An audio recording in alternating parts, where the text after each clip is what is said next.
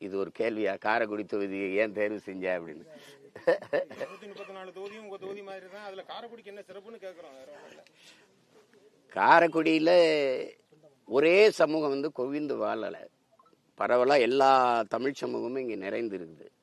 அதனால ஒட்டுமொத்தமா நீங்க ஒரு சாதிக்கு ஒரு தலைவர், ஒரு மதத்துக்கு ஒரு தலைவர்னு இங்க இருக்குது பாத்தீங்கன்னா உங்களுக்கு தெரியும். ஆனா எல்லாருக்குமான ஒரு தலைமை இந்த நாட்டில் உருவாகலை. அது முடிஞ்சிருச்சு. அது பெருந்தலைவர் பேரறிஞர் அண்ணா மாதிரி ஒரு பொதுவான தலைமைகள் நம்ம இனத்துல இங்க இல்லை. வந்ததெல்லாம் திராவிடம் பேசிக்கிட்டு, இந்தியம் பேசிக்கிட்டு, சாதி பேசிக்கிட்டு, மதம் பேசிக்கிட்டு இருக்குது. எங்களுடைய கோட்பாடு ஒன்று இருக்கு. சாதி அரசியலாகி அதிகாரத்துக்கு வந்தா சமத்துவம் சகோதரத்துவம் செத்து போகும். மதம் அதுவே அரசியலாகி அதிகாரத்துக்கு வந்து ஆட்சியை செலுத்துமானால் அங்க மனிதம், அதாவது மானுடம் செத்து போகும். பணம் அரசியலாகி வந்தால் அங்கே பண்பாடும் ஒழுக்கமும் செத்து போகும். இதுதான் உலகம் மூலம் இருக்கிற யதார்த்த உண்மை. அப்ப இந்த இடத்துல இதையெல்லாம் கடந்து ஒரு மொழி, இனம், நாடு, மக்கள் நலம்னு, மண்ணின் வளம், மக்களின் நலம்னு ஒரு அரசியலை கட்டமைக்கணும்னா ஒரு பொது தலைமை தேவைப்படுது. உங்களுக்கு தெரியுது, எல்லா சாதிக்கும் தலைமை இருக்கு. ஆனா உங்கள் மொழி இனத்துக்கு எல்லா சாதிக்கும் சேர்த்து ஒரு தலைமை இருக்கா? யாராவது சொல்லுங்க. அப்புறம் ஒவ்வொரு மதத்துக்கும் கட்சி இருக்கு. ஆனா இங்க மனிதம் பேச கட்சி இருக்கா? என் மலையை அறுத்துக்கிட்டு போறான், ஐயோ என் பூமி தாயின் மாறுன்னு அழுகிறதுக்கு ஒரு குரல் இருக்கா? ஐயோ ஆத்து மணல் அல்லாத அது பூமி தாயின் ரத்த நாளங்கள் அவன் நரம்பு அறுக்காதேன்னு பேச ஒரு குரல் இருக்கா? அப்போ அதுக்கு ஒரு குரல். அது என் சொந்த மண்ணிலிருந்து, என் தாய் நிலத்திலிருந்து நான் வென்று போகணும் அப்படின்னு நினைக்கிறேன். இந்த மண்ணிலிருந்து வந்த ஒரு மகன் உலக பொதுமைக்கு ஒரு அரசியலை எடுத்து வச்சான்னு ஒரு வரலாறை பதிவு செய்யணும்னு நினைக்கிறேன். அதுக்கு தான் உங்களுக்கு இந்த நிலத்தை தேர்வு செய்து சொல்றது. அப்புறம் எங்க கட்சிக்கு வந்து அதிகப்படியா வாக்குகளை செலுத்தின தொகுதிகள் இருக்குது. அதுல காரைக்குடி, சிவகங்கை, உங்களுக்கு தெரியும், ராஜபாளையம், இப்படி தென்காசி, பல தொகுதிகள் இருக்குது. அது ஒட்டப்பிடாரம், இந்த மாதிரி பல தொகுதிகள் எங்களுக்கு அதிகப்படியான வாக்குகளை தந்தது. 31 தொகுதிகள் இருக்கு. அதுல காரைக்குடியும் முதலிடத்துல இருக்கு. அதனால சொந்த மண்ணில் நிற்போம் அப்படின்னு இந்த வாட்டி முடிவு பண்ணி வந்து நிக்கிறோம். போட்டியிடுற கட்சி எல்லாமே இலவசங்கள் அறிவிச்சிருக்காங்க வழக்கம் போல. நாம் தமிழர் எப்படி எதிர்கொள்ளும்? இலவசங்களை எங்க கட்சி வந்து இருக்குது. அது வந்து எப்படின்னா, ஒரு தன்மானத்துக்காக உயிரை விட்ட ஒரு இனம் இது. உங்களுக்கு தெரியும் தலை நிமிர்ந்து வாழ்ந்த ஒரு இனம். இப்ப எங்க மண்ணில இருக்கிற எங்க பாட்டனே எடுத்துக்கிட்டீங்க, மருதுபாண்டி, கொஞ்சம் சமரசம் செஞ்சிருந்தா அவர் ஆட்சியை நடத்தி வாழ்ந்திருக்கலாம். ஆனா மானமா உயிரா ஆட்சியான்னு பார்க்கும்போது மானத்தை விட உயிர் ஒன்றும் பெருசு இல்லை. நம்ம சரணடைஞ்சு வாழ்றதுக்கு சண்டைட்டு சாகலாம்னு போராடி தூக்குல தொங்கின பரம்பரையில வந்தவங்க நாங்க. அப்படி இருக்கும்போது இங்க வந்து தன்மானம் தான் பெருசு. அதுல வந்து ஒரு தன்மானத்தோடு வாழ்ந்து உலகத்துக்கு உணவளித்து 7 வள்ளல்களை கொண்ட பரம்பரை இது. மன்னர்களே வள்ளல்களாக இருந்தது உலக வரலாற்றுல எங்க இனத்துல தான். அப்படி இருந்து சோறு வடிச்ச தண்ணி ஆறா ஓடிச்சுங்கிறான். அப்படிப்பட்ட ஒரு பரம்பரையில வந்துட்டு ஒரு அரிசிக்கும் பருப்புக்கு வேட்டிக்கும் சேலைக்கும் 1000-500க்கு கையேந்தி நிக்கிற நிலைமையில என் இனத்தை நிறுத்தினது ஒரு தமிழ் பேரினத்தின் தன்மான இழப்பா நான் பாக்குறேன். இலவசம்ங்கிறது வளர்ச்சி கிடையாது. எந்த அறிவான மகனும் ஏற்க முடியாது. இது அது வீழ்ச்சி திட்டம், அது வெறும் கவர்ச்சி திட்டம், அவ்வளவுதான். இலவசத்தில் இழக்கிற பணத்தை எங்கிருந்து எடுக்கிறீங்கன்னா யாராவது பதில் சொல்ல முடியுமா பாருங்க. எனக்கு வசதி வேணும்னா, எனக்கு கடன் பெறணும்னா வீட்டு அடமான வைக்கிறேன், அல்லது நிலத்தை அடமான வைக்கிறேன், சொத்து அடமான வைக்கிறேன். என் நாடு கடன் வாங்குது. 10.5 லட்சம் கோடி கடன் பெற்றிருக்கு தமிழ்நாடு. இந்தியா 196 லட்சம் கோடி கடன் பெற்றிருக்கு. ஒவ்வொரு மாநிலம் பெற்ற கடனை கூட்டும் போது 400 லட்சம் கோடி வருது. அப்போ வீட்டை அடமான வச்சவன் கடனை கட்ட முடியலன்னா என்ன செய்யறான்னா, விஷம் குடிச்சு குடும்பத்தோட சாகுறான், தூக்குல தொங்கிடுறான். அப்ப நாட்டை அடமான வச்சு அந்த வட்டி மட்டும் நமக்கு எவ்வளவு கட்டுறாங்கன்னா 1 லட்சம் கோடி கட்டுறாங்க. உங்களுக்கு புரியுதுன்னு நினைக்கிறேன். இந்த இலவசங்களில் இழக்கிறது எப்படி வருதுன்னா, மிக மிக அத்தியாவசிய தேவையான மின் கட்டணத்துல 3 முறை இந்த அரசு கட்டணத்தை உயர்த்திருக்கா இல்லையா? சொத்து வரி கூடியது. ஒரு நிலம் வாங்குறீங்க, 1 ஏக்கர் நிலம் வாங்குறீங்கன்னா அந்த பத்திரப்பதிவுக்கு போனீங்கன்னா அது அதிகப்படியான கட்டணம் இருக்கு. இந்த நிலத்தின் விலையை விட பத்திரப்பதிவு விலை அதிகமா இருக்கு. இப்படி அத்தியாவசிய பொருள்களின் விலையை, அரிசி, பருப்பு, உப்பு, ஊறுகாய், நெய், மோர், தயிர், பால், இதன் விலையை ஏற்றி இதை சமப்படுத்துறீங்க. இப்ப ஒரு அறிவு சமூகம் இது ஏற்குதான்னு பாருங்க. இலவசமா பேருந்து யாரு கேட்டா? தரமான பேருந்து கேட்டோம், நியாயமான சரியான கட்டணத்தை கேட்கிறோம், ஒரு குறைந்த அளவு கட்டணம். உங்களுக்கு நான் ஒண்ணு கேட்கிறேன், இலவசமா ஒரு பொருளை கொடுத்துட்டா அதன் மதிப்பு உங்களுக்கு தெரியுமான்னு பாருங்க. இப்ப நான் மின்சாரத்தை எல்லா குடும்பத்துக்கும் இலவசமா கொடுத்துட்றேன். நீங்க மின் விளக்கையோ தொலைக்காட்சியோ அல்லது என்ன சொல்றது குளிர்விட்டியவோ அணைச்சிட்டு வெளியில போவீங்களா? யாராவது சொல்லுங்க. அப்ப எவ்வளவு பொறுப்பற்ற சமூகத்தை நீ உருவாக்குற? நீ ஒட்டுமொத்த சமூகத்தையும் ஒரு ஏமாத்தி நான் வந்தா 10,000 கொடுக்குறேன், நான் வந்தா 2,000 கொடுக்குறேன், நான் வந்தா 2,500. யார் உங்க பரம்பரை சொத்தை வித்துட்டு கொடுப்பீங்களா? எங்கிருந்து கொடுப்ப? மறுபடியும் மக்களின் மீது வரி சுமையை விழுத்தி இழுப்ப. 1000 கொடுக்குற, ஆனா 2 லட்சம் ரூபாய் இதில் இந்த குடும்ப அட்டையில கடன் இருக்கு. அதை யாரு கொடுக்கறது? இப்படி கடன் பெற்று போற நாடு கடன்ல வளர்ச்சி அடையுமா? எதுல வளர்ச்சி அடையும்? அப்ப அதை நாங்க ஏற்கல, அதை எதிர்க்கிறோம். நாங்க என்ன சொல்றோம்னா, படிக்க தரமான சரியான சமமான கல்வி கொடுக்குறோம் என் பிள்ளைகளுக்கு, படிப்புக்கேற்ற வேலை கொடுக்குறோம், வேலைக்கேற்ற சம்பளம் கொடுக்குறோம், அதை கொண்டு வாழ்கிற பெருமை மிக்க வாழ்வை கொடுக்குறோம், பார்க்க நல்ல மருத்துவம் கொடுக்குறோம், சரியா சமமா தரமா கொடுக்குறோம், பயணிக்க நல்ல பாதை கொடுக்குறோம், சரியான போக்குவரத்து கொடுக்குறோம், தடையில்லாத மின்சாரத்தை நாங்களே உற்பத்தி மாற்று மின்பெருக்கத்துக்கு அதெல்லாம் நான் திட்டம் சொல்லுவேன் எப்படி செய்ய போறேன்னு கொடுக்குறோம். இப்போ இந்த எரிகாற்றுக்கெல்லாம் பெரிதொருத்தனை சார வேண்டியதில்லை. நான் உலகத்துக்கு ஏற்றுமதி செய்கிறேங்கிறேன். என்னோட ஆடு மாட்டு கழிவுலையும் மக்கிய இலதலை கழிவுலையும் நான் அந்த உயிர் காற்று இந்த எரிகாற்றை பயோகேஸை எவ்வளோ வேணாலும் தயாரிச்சிக்க முடியும். உங்களுக்கு தெரியும், உலக நாடுகள் பல நாடுகள் செய்து நான் செய்கிறேன்ற நீங்கள் சிரிக்கிறீங்க. உங்களுக்கு புரியலைன்னா அது ஒன்றும் பண்ண முடியாது. அப்போ அந்த மாதிரி ஒவ்வொன்றிலையும் நான் மாற்றை கொடுக்குறேன், நான் தர்றேங்கிறேன். தூய குடிநீரை என் மக்களுக்கு விலை கொடுத்து வாங்காமல் நல்ல குடிநீரை நானே கொடுத்துட்றேன்றேன். நல்ல காற்று கிடைக்க செய்கிறேன். நஞ்சில்லாத உணவை உங்களுக்கு நானே விளைய வச்சு தரேன். இதெல்லாம் தான் நான் இலவசமாக தர முடியும். நீங்கள் அதை விட்டுட்டு வேட்டி சேலை ஒரு அடிப்படை தேவையை கூட நிறைவேற்றிக் கொள்ள முடியாத ஏழ்மை வறுமை நிலை. ஒரு மின்விசிறி அவன் வாங்கிக்கலாம், ஒரு மிதிவண்டி அவன் வாங்கிக்கலாம், அரிசி வாங்கிக்கலாம், வேட்டி சேலை வாங்கிக்கலாம். நான் ஒரு கேள்வியை கேட்குறேன். 1/2 பவன் 1 பவன் தாலி வாங்கி கூட, தாலிக்கு தங்க வாங்கி கூட ஒரு பொண்ணு கழுத்துல கட்ட முடியாத ஒருத்தன் அந்த பிள்ளைய கடைசி வர வச்சு வாழுவான்னு நீங்கள் நம்புனீங்கன்னா இது எப்படி சொல்லுங்க?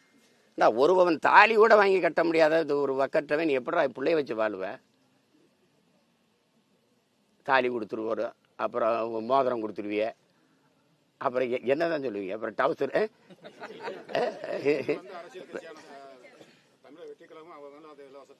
அதனாலதான் நான் மொத்தமா சொல்றேன். அதெல்லாம் உங்களுக்கு இங்க போட்டி இலவசம், இங்கிட்டு நில்லு.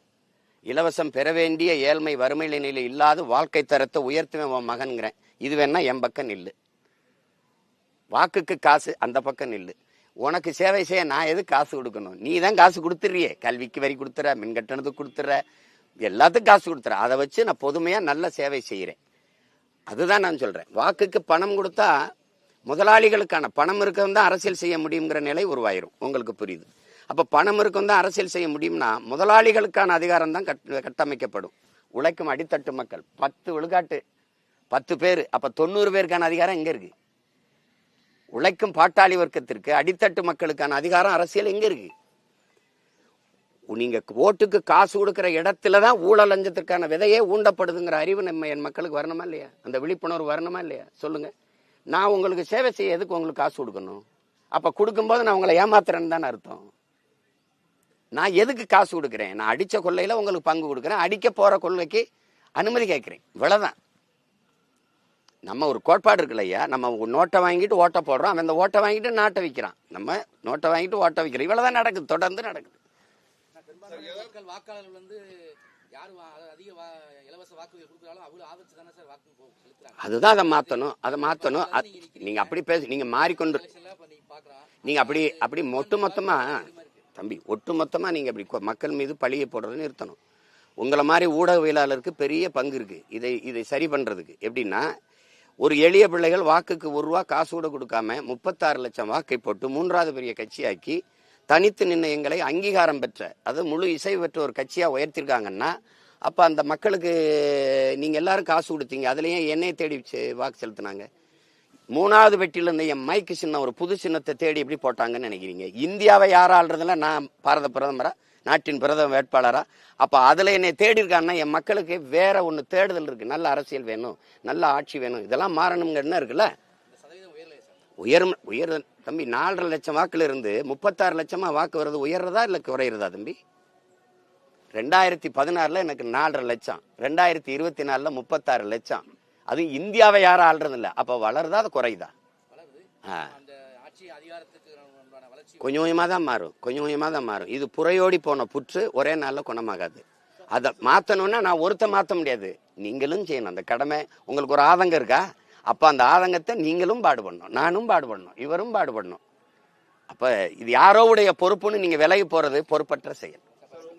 மார்ச் 10 எலெக்ஷன் தேதி அறிவிக்கிறேன்னு சொல்லி மாதிரி இருந்துச்சு. ஆனா பட் இப்ப வந்து தேர்தல் அறிவிக்கிற தேதி வந்து தள்ளி போகுது அப்படிங்கிற சூழ்நிலை. நாங்களே கேட்குறோம். ஏன்னா இப்போ எரிபொருள் தட்டுப்பாடு இருக்குது, எரிகாற்று உருளைக்கு தட்டுப்பாடு இருக்குது. அப்போ அதில் வந்து பள்ளி கல்லூரி எல்லாம் விடுமுறை விட வேண்டியிருக்கு. தங்கி படிக்கிற மாணவர்களுக்கு உணவு கொடுக்க முடியல. பெரும் பெரும் உணவு நிறுவனங்கள்லாம் மூடுறாங்க. இப்போ இந்த மாதிரி சூழலில் எங்களுக்கு எரிபொருள் இல்லைன்னா ஒரு இடத்துலேருந்து இன்னொரு இடத்துக்கு இடம் பெயர்றது ரொம்ப கடினம், உங்களுக்கு தெரியும். அப்போ மிதிவண்டியில் தான் நாங்கள் போய் சைக்கிளில் தான் போய் வாக்கு கேட்கணும். அப்போ எல்லாமே வந்து அதை வச்சு தான் இயங்க வேண்டியது இருக்குது. அப்படின்னா நீங்கள் இந்த ஒன்று தலையிட்டு பல்லாதிக்க பெரு இந்திய துணைக்கண்டம், ரஷ்யா, சீனா போன்ற பெருநாடுகள்லாம் போய் தலையிட்டு இந்த போரை நிறுத்தி ஒரு அமைதியான சூழலுக்கு கொண்டு வரணும். இல்லைன்னா மறுபடி கொரோனா நேரத்தில் வந்த ஒரு நெருக்கடி எல்லா நாடுகளுக்கும் வந்துடும். பெட்ரோல் டீசல்னா விண்ணூர்தியும் பறக்காது, பேருந்தும் ஓடாது, யாரும் வீட்டில் இதாக இருக்கணும், சைக்கிள் ஓட்டிட்டு தான் தெரியணும். அப்புறம் தேர்தல் தள்ளி வைக்கணும்னு அந்த ஒரு சரியான சூழல் வர்ற வரைக்கும் கொஞ்சம் காத்திருந்து பண்ணணும். இல்லை ரொம்ப நெருக்கடி ஆயிரும், ரொம்ப கஷ்டமாயிரும். நேற்று வரை உங்களுடைய கொள்கையை ஏற்று உங்களுடைய பயணிச்ச அந்த காளியாமல வந்து இன்னைக்கு வந்து ஒரு தமிழருடைய தலைமையில நான் போய் இணைஞ்சிருக்கேன் அப்படின்ற ஒரு பேட்டி கொடுத்துருக்காங்க. அதை பத்தி எப்படி பாக்குறீங்க? அது நம்ம தங்கச்சி, நம்ம வளர்த்த பிள்ளை, நம்ம தங்கச்சி நல்லா வரணும்னு தான் நம்ம கொண்டு வந்தோம். என் தங்கச்சி எங்க இருந்தாலும் நல்லா இருக்கும், நல்லா இருக்கணும். அது எங்களுடைய அதுக்கு வாழ்த்துக்கள், என்னோட தங்கைக்கு வாழ்த்து. நாம் தமிழர் அப்படின்ற இயக்கத்துலதான் உங்களுடைய அந்த கொள்கையை பிடிச்சுதான் உங்களுடைய கூட நான் பயணிச்சாங்க. இல்ல அதுவே சொல்லுது பாருங்க என் இல்ல நீங்க தவறா சொல்றீங்க. என் தங்கச்சியே சொல்லுது பாருங்க பேட்டின, நான் என்னோட சேர்றதுக்கு முன்னாடி 2010 அதிமுக மகளிர் பொறுப்புல இருந்தேன்னு சொல்லுது. அப்ப அங்க இருந்துதான் எங்க கிட்ட வந்திருக்கு. உங்களுக்கு புரியுதுன்னு நினைக்கிறேன். எது பிடிக்காம அது திரும்பி போனாங்க? உங்களுடைய அந்த தமிழர் கொள்கை நீங்க எல்லாமே நாட்டுக்கு நல்லதுதான், மக்களுக்கு நல்லதான் நினைக்கிறீங்க, பேசுறீங்க, அதோட தான் பயணிச்சுக்கிட்டு இருந்தாங்க. திடீர்னு அவங்க மனமாற்றம் வந்ததுக்கு என்ன காரணம்? அது நீங்க அவங்க கிட்ட தான் கேட்கணும். என்டிஏ கூட்டணியில சேர்றதுக்காக நாங்க விஜய்க்கு வந்து மத்திய அரசு நெருக்கடி கொடுக்குது அப்படிங்கிற ஒரு கருத்து நிலவுது. அது அந்த மாதிரி எதுவும் உங்க கருத்துல? அது அவங்கவுங்க முடிவு எடுக்கணும்.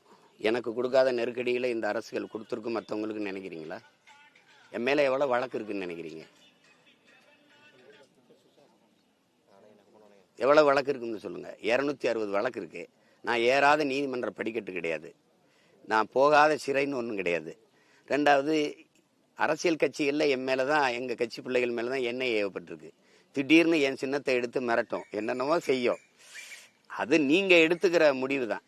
ஒரு நேர்மையாளனுக்கு மட்டும்தான் திமிரும் துணிவும் வரும். நம்ம இருந்தோம்னா எதுக்கும் பயப்பட வேண்டியதில்லை, என்ன வேணாலும் பண்ணு பார்ப்போம், அவ்வளோதானே.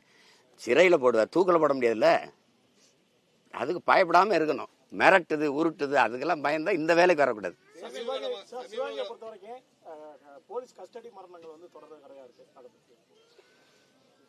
இல்லை, சிவகங்கையில், திருநெல்வேலியில் எல்லாத்திலும் நடக்குது. இது காக்கிறவனே கொலைகாரனா மாறினான்னா ஒன்றும் பண்ண முடியாது. நாடு அப்படி இருக்கு, இங்கே சட்டம் இருக்கு, ஒழுங்கு இல்லை. அதை காப்பாற்றணும்னா இந்த ஆட்சியை மாற்றணும். நீங்கள் இந்த ஆட்சி நீங்கள் என்ன தம்பி அடிப்படை புரிஞ்சுக்கணும்.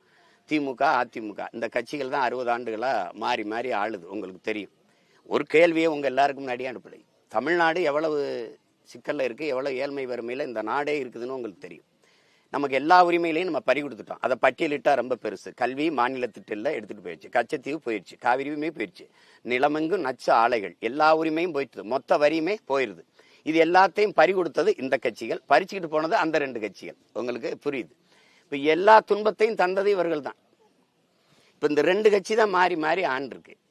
ஆள் மாறுதோ ஆட்சி மாறுது, ஆட்சி முறை மாறுதா? இவங்க வந்தாலும் சாராயம் இருக்குது, இவங்க வந்தாலும் சாராயம் இருக்குது, இவங்க வந்தாலும் ஊழல் லஞ்சம் இருக்குது, இவங்க வந்தாலும் ஊழல் லஞ்சம் இருக்குது, இவங்க வந்தாலும் மலையை வெட்டுவாங்க, இவங்க வந்தாலும் வெட்டுவாங்க, இவங்க வந்தாலும் கையெழுத்து போடுற கமிஷன் கேட்பாங்க, இவங்க வந்தாலும் வேலையா காசு, பணியிட மாற்றமா காசு, பணி உயர்வா காசு, உங்களுக்கு தெரியும். அப்போ இது எல்லாமே போட்டி. எப்படின்னா இவங்க வந்தால் பெண்களுக்கு இலவசம், அவங்க வந்தால் ஆண்களுக்கு இலவசம், இவர் வந்தால் எங்கே போனாலும் இலவசம். அப்படின்னா இது எப்படி? அப்போ இந்த ஆட்சி முறை மாறணும், ஆட்சி முறை மாறணும். அப்போ நான் வந்தால் நீங்கள் தொற்றுவியா? அப்படி தொற்றுவியா? காவல் நிலையத்தில் எல்லா இடத்துலையும் கண்காணிப்பு கருவி வச்சுருப்பேன், சேட்டை செய்ய முடியாது. சட்டியை கழட்டா உட்கார்றா, அந்த சேட்டையெல்லாம் பண்ண முடியாது. ஒரு தவறு பண்ணிட்டேன்னா பணி இட நீக்கமோ கிடையாது, ஸ்பாட் டிஸ்மிஸ், உடனே பணி நீக்கம். சான்றிதழ் செல்லாது, கையெழுத்து போ, உடனே உன்னை தூக்கி தூர வீசிடும். சரியா இருக்கணும். இங்கே இந்த சேட்டையெல்லாம் பண்ணிட்டு அடிச்சு கொள்றது அதெல்லாம் பண்ண முடியாது. இங்கே காவலனே கொலையாளி ஆயிட்டா அப்புறம் நாடு குற்றச்சமூகமாக தானே இருக்கும். சார் 5 வருஷம் ஆண்ட கட்சி 24 கட்சி கூட்டணியோட வருது சார், எப்படி பாக்குறீங்க நீங்க? நான் வீரன், தனித்து நிற்க, இந்த பாருங்க, கூட்டத்தோடு நிற்க யாருக்கும் வீரமோ துணிவோ தேவையில்லை. தனிச்சு நிற்கத்தான் வீரமும் துணிவும் தேவைப்படுது. நாங்கள் வீரர்கள் தனித்து நிற்கிறோம். நாங்கள் மக்களை முழுமையாக நம்புகிறோம், அவங்க கட்சி தலைவர்களை நம்புறாங்க, நாங்கள் மக்களை நம்புகிறோம், மக்களோடு மக்களுக்காக நிற்கிறோம். நேத்து வந்து விஜயுமே அதான் சொல்றாரு, நாங்க தனிச்சு நிக்கிறோம் அப்படின்னு விஜய் சொல்லியிருக்காரு. அதை எப்படி பாக்குறீங்க?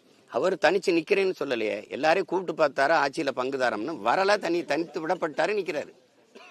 ஆமாவா இல்லை? நான் வந்ததுல 2010 கட்சி தொடங்கும் போது இந்திய கட்சிகள் திராவிட கட்சிகளோடு கூட்டில் தேர்தல் உடன்பாடு இல்லைன்னு அறிவிச்சேன். இன்று வரை நிக்கிறேன். நான் யார்கிட்டயாவது பேசினேன்னா, என்னைய கூப்பிட்டாங்க, யாரையாவது போனேன்னா எனக்கு பேசாத பேரம் இருக்கும்னு நினைக்கிறீங்களா? எவ்வளவு கோடிகள் பேசப்பட்டிருக்கு, எவ்வளவு பதவிகள் தரம் சொல்லப்பட்டிருக்கு, நான் போனேன்னு பாருங்க. நீங்க வரும்போதே வந்தால் ஆட்சியில பங்குன்ட்டீங்க. முதல்ல கட்சி ஆரம்பிக்கும் போதே சொல்லிட்டீங்க. ரொம்ப நாள் காத்திருந்தீங்க, காங்கிரஸை எதிர்பார்த்திருந்தீங்க, பல கட்சிகளை எதிர்பார்த்திருந்தீங்க, யாரும் வரல. அப்ப நீங்க தனிச்சு நிக்கிறேன், நான் தனிச்சு நிற்பேன். ஏன்? என் தத்துவம் தனித்துவமானது. நான் தனிச்சு நிக்க முடியும். நான் உண்மை நேர்மைங்கிறேன். நீங்க ஊழல் லஞ்சத்தில் இருக்கீங்க. அதை ஒழிக்கணும்னா யாரோட சேர்ந்து ஒழிக்கணும் கேட்டா உங்ககிட்ட பதில் இல்லை. அப்ப அதை எங்களோட சேர்த்து நீங்க ஒப்பிடுறது தப்பு. சமீப காலமா சாட்டியமுத்து துறைமுகம் வந்து விஜய் வந்து ரொம்ப கடுமையாக விமர்சனம் பண்ணிட்டு இருக்காரு. அதுக்கும் ஒரு கடுமையான விமர்சனங்கள் எதிர்க்கட்சி எடுத்து வருது. சாட்டி துறைமுகன் எப்படி விஜய் ஏன் இவ்வளவு காரசாரமா விவாதிக்க? இல்ல, அவங்க கட்சியில இருந்து எங்க கட்சியை, எங்க பிள்ளைகளை பேசுறதெல்லாம் நீங்க பாக்குறீங்களா? கல்லறிதான் திருப்பி நம்ம கல்லறியணும் அப்படின்றதும் கல்வி நீங்க வந்து என்ன ஆயுதம் எடுக்கணுங்கிறத நீ தானே தீர்மானிக்கிற. நீ கண்ணியமா பேசு. நீங்க வாங்கன்னு சொல்லுங்க, நாங்க வாங்கன்னு சொல்றோம். நீ வாடான்னா ஆமா வா என்னடா அப்படின்னு தான் கேட்போம். நீங்க வெட்ட ஓங்கும் போது விழுந்து கும்பிடுற கோழைகள் இல்லையே நாங்க. நீங்க வெட்டணும்னு நினைக்கும் போதே வெட்டி முடிக்கிற வீர பரம்பரை. நீங்க தேவையில்லாம சேட்டை பண்ணக்கூடாது. எவ்வளவு இழிவா எங்க கட்சி பிள்ளைகளை, பெண் பிள்ளைகளை எழுதிக்கிட்டு இருந்தீங்கன்னா அப்புறம் என்ன பண்ணுவாங்க? நாங்க கண்ணியமா பேசுறோம், நீங்களும் கண்ணியமா பேசுங்க. அதானே? இங்க பாருங்க, எங்க வீட்டு மல்லிகை மணக்கும், உங்க வீட்டு மல்லிகை நாரும்னா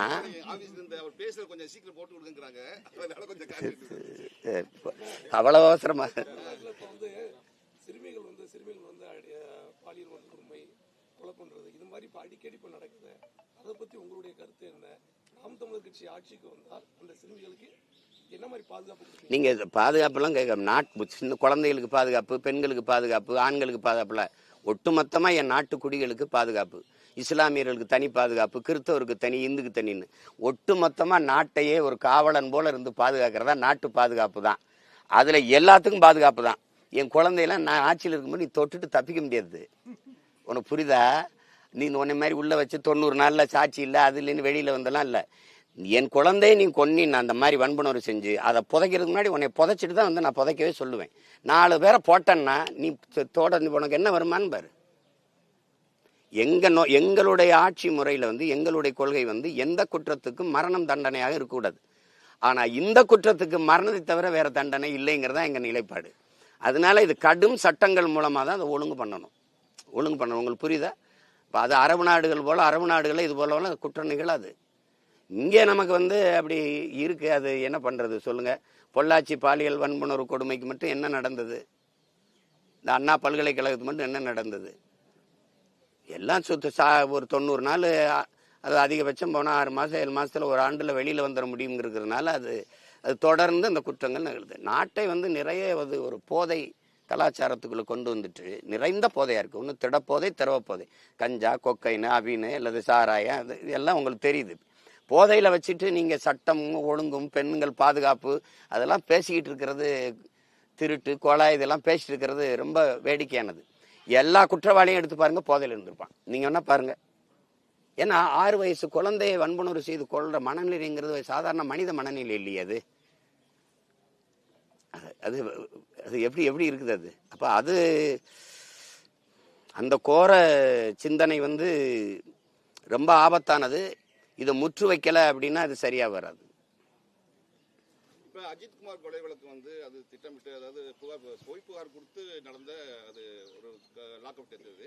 இப்ப ஆகாசு வந்து அந்த இது வந்து போலீஸ் சாதாரணமா நம்ம கிடக்குறோம். ஒரு உயிர் போயிடுச்சு, எவ்வளவு கொடுமையா அடிச்சு சிறுக அந்த உயிர் பிதுங்கி வெளியேறி இருக்குங்கிற அந்த துயரத்தை நம்ம பார்க்கணும். இதெல்லாம் ஒரு பொறுப்பற்ற ஒரு அதிகாரத்தில் இருக்கிற ஒரு காவல்துறை அதிகாரிகள் நாட்டையும் மக்களையும் பாதுகாக்கிற உயர்ந்த பொறுப்பில் இருக்கிறவங்க செய்யும்போது எப்படி இந்த சட்டமும் இந்த காவலும் நம்மளை பாதுகாக்குங்கிற நம்பிக்கை எப்படி வரும்? நீதிமன்றம் சொன்ன பிறகு, விசாரிச்சு சொன்ன பிறகு வருத்தம் தெரிவிச்சா முடிஞ்சு போச்சு. அந்த உயிர் வருமா திருப்பி? இழப்பு தானே. அப்ப அதெல்லாம் ரொம்ப தவறா இருக்குது.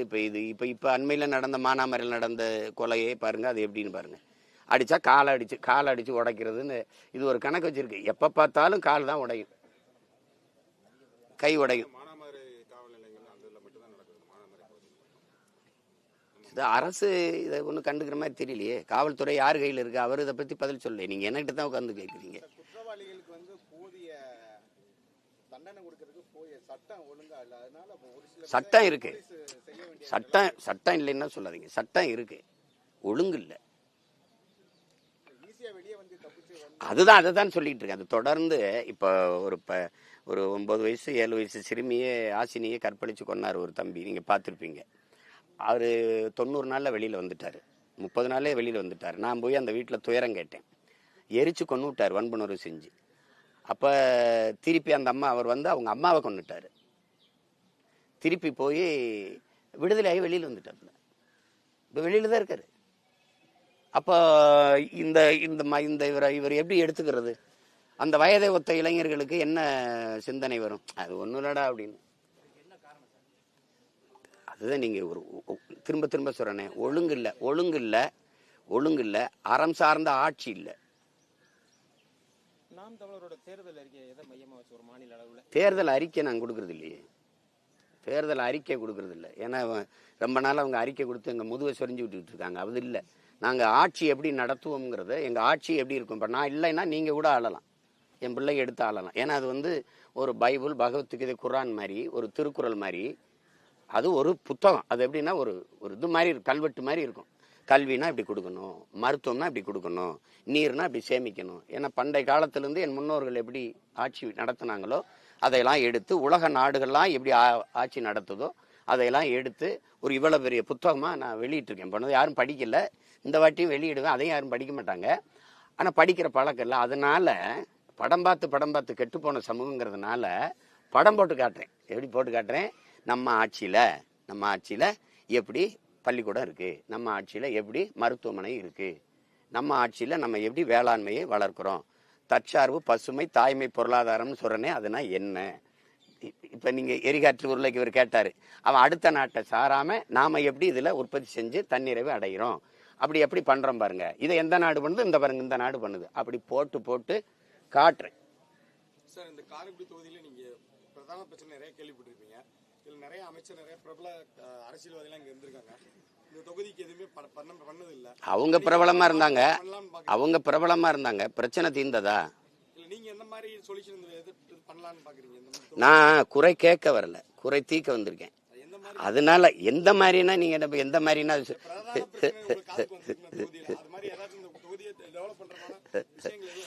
நீங்க இப்படி நிறைய எதிர்கொள்ள வேண்டியது வந்து இந்த ட்ரிப் வந்து பணங்கள் வந்து நிறைய கொடுப்பாங்க. அதை வந்து நீங்க எப்படி சார் இந்த தொகுதியில எதிர்கொள்ள போறீங்க? வாக்காளருக்கு பணம் கொடுக்க நான் திரும்ப சொல்றேன். அவங்க நாணயத்தை வச்சு அரசியல் பண்றாங்க, நாங்க நயத்தை வச்சு அரசியல் பண்றோம். அவங்க காசை வச்சு அரசியல் பண்றாங்க, நாங்க ஆக சிறந்த கருத்தை முன் வச்சு அரசியல் பண்றோம். அவங்க பணத்தை முன்னிறுத்துறாங்க, நாங்க பிறந்த பெருமை மிக்க இனத்தை முன்னிறுத்துறோம். இதான் எங்க கோட்பாடு. எப்பவுமே மின்சாரம் இல்லாத இரவுகளில் மக்கள் மெழுகுவர்த்தியை தேடுவார்கள்ங்கிறான். அநீதியும் அக்கிரமும் பெருகிற காலத்தில் மக்கள் நல்லவர்களை தேடுவார்கள்ங்கிறான். உங்களுக்கே தெரியுது, இவர் கேட்கிறாரு நிறைய பிரச்சனை இருக்குன்னு. அப்ப அதை தீக்கிற ஒருத்தனை தேடணும். பிரச்சனையை தந்தவனுக்கே திருப்பி ஓட்டு போடக்கூடாது, பிரச்சனை தீக்கிறவன் சொல்றவனுக்கு போடணும். புரியுதா? அதனால பணம்ங்கிறது கேடுகட்ட பணநாயகம். அதை வீழ்த்தி மாண்புமிக்க ஜனநாயகத்தை மறுபடியும் மலர செய்யணும்னா நாம போராடி வெல்லணும். அது நான் மட்டும் இல்லை, நீங்களும் அதுக்கு போராடணும். பணம் கொடுப்பாங்களே என்ன செய்யன்ட்டு நான் ஆட்டத்திலிருந்து விளைக்கிறட்டா? இல்லை பணம் இருக்கும் தான் அரசியல் செய்ய முடியும்னா எளிய மக்களுக்கான அதிகாரம் 8மாங்கிற கேள்விக்கு பதில் சொல்லுங்க. 8மா? ஒரு நேர்மையாளன் அரசியல் செய்ய முடியுமா? அப்ப பணம் இருந்தால் தான் அரசியல் செய்ய முடியுங்கன்னா மக்களுக்கான சேவை இங்கே செத்துரும். மக்களுக்கு தன்னலமற்று சேவை செய்ய வேண்டும்ங்கிற மனம் இருக்கணும், வெல்ல முடியும், அரசியல் செய்ய முடியும்னா தான் அங்கே சேவை இருக்கும். அப்போ எது வெல்லணுங்கிறத நீங்கள் முடிவெடுக்கணும். அப்போ அங்கே போய் பணம் கொடுப்பாங்களே என்ன செய்யணும், அதையும் தாண்டி வெல்வதற்கு பேர் தான் புரட்சி. உங்களுக்கு புரியுதா? பணம் என்ன கொடுத்தாலும் என் மக்கள் எங்களுக்கு வாக்கு செலுத்துவாங்க. செலுத்தியிருக்காங்க. வரும். புரட்சிங்கிறது ஒரு நொடியில மக்கள் மனத்துக்குள்ளிருந்து வரணும். மண்ணில் புரட்சி வருவதற்கு முன்பு மக்களின் மனத்திலிருந்து வரணுங்கிறாங்க. பன்னெடுங்காலமா இந்த ஐயா கேட்கிற மாதிரி சகித்து இருக்கிற மக்கள் ஒரு நொடியில மாறிட்டா மாறிடும். லெனின் சொல்றான்ல, இதுவரை வாழ்ந்தது போல இனி வாழ முடியாது என்கிற நிலைமை வருமானால் மக்கள் தாங்களே புரட்சி செய்வார்கள்ங்கிறவள. இப்போ வாழ முடியல, இல்லை, சகிக்க முடியாத மின் கட்டணம், சொத்து வரி, இந்த எரிகாற்று இல்லை, எரிபொருள் இல்லை, நல்ல தண்ணி கிடைக்கல, விளைய வச்ச பொருளுக்கு உரிய விலை கிடைக்கல, விளைய வச்ச பொருளை கொள்முதல் செஞ்சு சேமிக்க கிடங்கு இல்லை, ஏகப்பட்ட பிரச்சனை. அப்போ இந்த இடத்துல இதெல்லாம் மாறணும்னு நினைக்கிற சிந்தனையில் ஒரே நொடியில் எல்லாம் மாறிடும். இன்னும் 2 மாசத்துல மாறலாம். நீங்க ஏன் இது ஒரு ஒரு ஒரு ஒரு இலக்கை தீர்மானிச்சு கூட்டணி கிட்ட கொண்டு வந்துடணும் அப்படின்னு நினைக்கிறாங்க. எப்படியாவது கூட்டணி போட வச்சிருக்கோம்னு மாத்தி மாத்தி கேட்டாலும் நீங்க ஒரே இதுதான் நிக்கிறீங்க. ஆனாலும் அந்த நம்மளுடைய அந்த பணத்தை காமிக்கிறதுக்கு யாராவது ஒருத்தர் சப்போர்ட் வேணும் அப்படின்ற இடத்துல தான் நிறைய பேர் இல்ல. எனக்கு பலத்தை காமிக்கதான் என் மக்கள் இருக்காங்கல்ல. அடிக்கடி வந்து உங்களை வந்து மதிக்க மாட்டேங்கிறாங்க, ஓட்டு போட மாட்டேங்கிறாங்க. போடலைன்னு நீங்க எப்படி சொல்றீங்க? ஏங்க ஆமா, நம்ம 35 லட்சம் வந்திருக்கு. தனிச்சு நின்று அங்கீகாரம் பெற்றவர்கள் நீங்க நான் ஒண்ணு கேள்வி கேட்கிறேன். தமிழ்நாட்டுல தனிச்சு அதிக வாக்கு வச்சிருக்க ஒரு கட்சியை சொல்லுங்க. நீங்க சொல்லுங்க. திமுகவுக்கு ஐயா ஸ்டாலின் இது என் கட்சி வாக்குன்னு சொல்லிட முடியுமா? இல்ல எடப்பாடி ஐயா, இல்ல யாராவது ஒரு கட்சி நாங்க சொல்ல முடியும் எங்க கட்சி வாக்குது. நல்லா எழுதுறத பாக்குறவங்க மார்க்கெட்ட பாப்பாங்க. நல்லா எழுதிட்டாங்கனால மார்க் போட பார்க்க மாட்டாங்க. 36 மார்க்கெட் தான் பாஸ். அதெல்லாம் இல்ல. நீங்க சேகுவேரங்களுக்கு என்ன கற்பிக்கிறான்? சரியானது வென்றே தீருமுடாங்கிறான். கொஞ்சம் காலம் எடுக்கும், அதுக்கு நீங்க காத்திருக்கணும். ஒரு தக்காளி செடியை வச்சுட்டு வீட்டுக்கு போனவொடனே பறிக்க கூட எடுத்துட்டு வரக்கூடாது. அதுக்கு ஒரு 3 மாசம் ஆகுது. கொஞ்சம் பொறுங்க. இலவசம் ஒரே ஒரு கேள்வி. இலவசம் கொடுக்கறத ஆட்சியாளர்கள் கொள்ளையடிச்சதை கொடுக்குறாங்கன்னு மக்கள் நம்புறாங்க. இப்ப சீமான் எப்ப பார்த்தாலும் இலவசம் வாங்குறதை கொச்சைப்படுத்துறாருன்னு ஒரு கருத்து இருக்கு. அதுக்கு ஏதாவது ஒரு தெளிவுரை சொல்லுங்களேன். இல்ல அது கொச்சைப்படுத்துறதாகாது. அது அவங்களுக்கு தெரியாம சொல்றாங்க. இலவசம்ங்கிறது அது ஒரு ஏமாற்றுங்கிறத என் மக்கள் புரிஞ்சுக்கிறணும். வாக்கை அந்த தற்காலிக அந்த தேவைக்காக கொடுத்து மக்களை ஏமாத்தி ஒரு கவர்ச்சியா அந்த வாக்கை பறிக்கிறதா. என் மக்களுக்கு இங்க பாருங்க, பாதரச வெளிச்சத்துல பௌர்ணமி வெளிச்சத்தை மறந்துட்டாங்க. வாசனை திரவியங்களின் வாசத்துல வண்ண மலர்களின் வாசத்தை மறந்துட்டாங்க. உங்களுக்கு புரியுதுன்னு நினைக்கிறேன் நான் சொல்றது. அப்ப அதனால அந்த மயக்கத்திலிருந்து நம்ம சொல்லணும், அது இல்ல இது இப்படி கொடுத்துக்கிட்டே இருப்பான். இந்த பணத்தை எங்கிருந்து எடுக்கிறான்? நம்ம கிட்ட தான் அரிசி பருப்பு விலை ஏறிடும், அத்தியாவசிய பொருளின் விலை ஏறிடும். அது தவிர்க்க முடியாத ஆயிரும். அதனால இலவசம்ங்கிறது ஒரு ஏமாற்று. அது வளர்ச்சி இல்ல, ஒரு வீழ்ச்சி.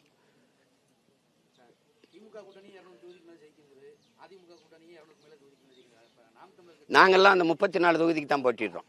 இதெல்லாம் அவங்க வென்றுவாங்க. பேசிக்கிட்டு இருக்க.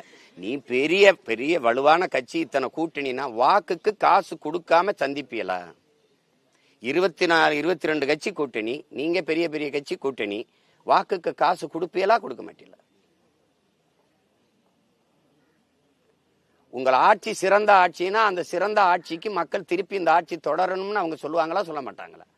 நீங்க தான் தொடரட்டும் போகட்டும் ஒழிய மக்கள் தொடரட்டும்ங்கிறத சொல்லணும். மக்கள் சொல்லணும். நீங்க தான் சொல்லிட்டு இருக்கீங்க அதுக்கு விளம்பரப்படுத்திக்கிட்டு. அப்ப நல்ல ஆட்சி கொடுத்துட்டா அந்த ஆட்சி தொடரணும்னு மக்களே விரும்புவாங்க. நீங்க வாக்குக்கு காசு கொடுக்கிற இடத்துல உங்க ஆட்சி தோற்றுச்சு, உங்க கட்சி வலுவிழந்துருச்சு, உங்க கோட்பாடு செத்துருச்சு, உங்களுக்கு நம்பிக்கை இல்லாதனாலதான் கூட்டம் சேர்க்கிறீங்க. நீங்க பாருங்க, நான் பயப்படாம எத்தனை பேர் வந்தாலும் வாடா பாத்துக்குருவோம் அப்படின்னு நம்ம போவோம். மச்சான் வாடா மச்சான், அவன் என்னை முறைக்கிறான் அப்படின்னு நான் ஒரு ஆளை கூப்பிடுறது, இன்னொரு 4 பேரை கூப்பிடுறது, கோளை தான் 10 பேரை சேர்த்துக்கிட்டு வருவான். விளங்குதுன்னு நினைக்கிறேன்.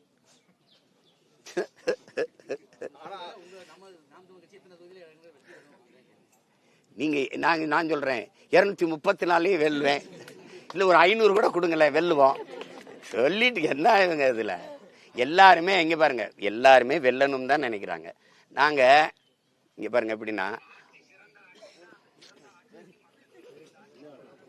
வளைந்தும் நெளிந்தும் வெல்வதற்கு பதிலாக நிமிர்ந்து நின்று தோற்பதே மேலானதுன்னு நாங்க நினைக்கிறோம். உங்களுக்கு புரியுதுன்னு நினைக்கிறேன். சும்மா அப்படி காசை கொடுத்து அதை கொடுத்து 1000 தாரேன் 500 தாரேன் என் மக்களை ஏமாத்தி வெல்வதற்கு பதிலா நேர்மையா நின்று தோற்று போவோம். என்ன கெட்டு போச்சு? இப்போ என்ன கெட்டு போச்சு? உங்களுடைய கட்சி தொண்டர்களுடைய கட்டுப்பாடு, ஒழுக்கம் இதெல்லாம் கண்டு இந்தியாவே மக்களே ஒரு இயக்கத்தக்க இருக்கு. எதுவும் தனியா எதுவும் பயிற்சி கொடுப்பீங்களா? தலைவன் எவ்வளி, பிள்ளைகள் அவ்வளி. நாங்க என்ன சொல்றோம்னா, இது ஒரு மக்கள் இராணுவம். உங்களுக்கு தெரியுதா? மக்கள் இராணுவம் நம்ம கற்பிக்கிறோம். மக்கள் இராணுவம் அந்த ஒழுங்கை என் பிள்ளைகள் கடைபிடிப்பாங்க. நாங்க மாசத்துக்கு எங்களுக்கு என்ன சொல்றாரு, நமக்கு மக்களுக்கென்று ஒரு படை இல்லை என்றால் மக்களுக்கென்று எதுவும் இல்லைன்னு. என் மக்களுக்கு இப்ப எதுவும் இல்லை, அதுக்கு ஒரு படை தேவைப்படுது. அதுதான் இந்த படை. இது என் மக்களுக்கான படை. அது ஒரு ஒழுங்கு. இங்க இருக்கிறது யாரு, என் தங்கச்சி. இங்க இருக்கிறது யாரு, எங்க அம்மா. இங்க இருக்கிறது எங்க அக்கா. இது எங்க அப்பா, இது பெரியப்பான்னு நினைக்கும். எங்க கட்சியில பாருங்க, தலைவர்கள் தொண்டர்கள் என்று யாரும் இருக்க மாட்டாங்க. சித்தப்பா, பெரியப்பா, மாமா. என்ன யாராவது தலைவர்னு கூப்பிட்டு பார்த்திருக்கீங்களா? ஒன்னு அண்ணான்னு கூப்பிடுவாங்க, இல்ல பெரியப்பான்னு கூப்பிடுவாங்க, இல்ல அப்பான்னு கூப்பிடுவாங்க, இல்ல சித்தப்பான்னு கூப்பிடுவாங்க, இல்லைன்னா மாமான்னு கூப்பிடுவாங்க. இப்படிதான் இருக்கும். நாங்க ஒரு உறவு பிணைப்புக்குள்ள பின்னி வாழ்கிற ஒரு தேசிய இனத்தின் அரசியல் பெருங்குடும்பம். அதனால அந்த கட்டுப்பாடு இருக்கு. உங்களோட நடைமுறைகள் வந்து தாவேகா பின்பற்ற மாதிரி இருக்கு. அது அண்ணனை தம்பி பின்பற்றுறது தவறு ஒன்றும் இல்லையே. அவர் நல்லா பின்பற்றணும்னு தான் சொல்றோம். வேற மறுபடியும் சந்திப்பேன். அடிக்கடி தான் வருவேன்ல, இங்கதானே இருப்பேன்.